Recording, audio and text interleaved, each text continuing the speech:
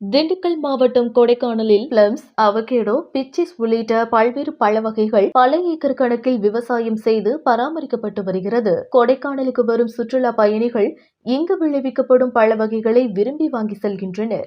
கடந்த ஆண்டு பெய்ய வேண்டிய பருவமழை பொய்த்து போனது.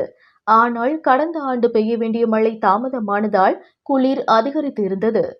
இந்த நிலையில் அப்சர்வேட்டரி பகுதியில் அமைந்துள்ள அரசு தோட்டக்கலை பண்ணை மற்றும் பாம்பர்புரம் உள்ளிட்ட பல்வேறு பகுதிகளில் கோடை ஆப்பிள் விளைச்சல் அதிகரித்து காணப்படுகிறது. இந்த ஆப்பிள் பழங்கள் சிவப்பு, பச்சை மற்றும் மஞ்சள் நிறம் கலந்து காணப்படுகிறது. கொடைக்கானலில் விளையும் ஆப்பிள் தற்போது கேரளா, ஆந்திரா, சென்னை, கர்நாடகா உள்ளிட்ட பல்வேறு மாநிலங்களுக்கு அனுப்பப்பட்டு வருகிறது. தற்போது போதுமான விலை கண்டுள்ளதால் விவசாயிகள் மற்றும் வியாபாரிகள் மகிழ்ச்சி அடைந்துள்ளனர். கொடைக்கானலில் இருந்து ரிப்போர்ட்டர் மணிகண்டன்.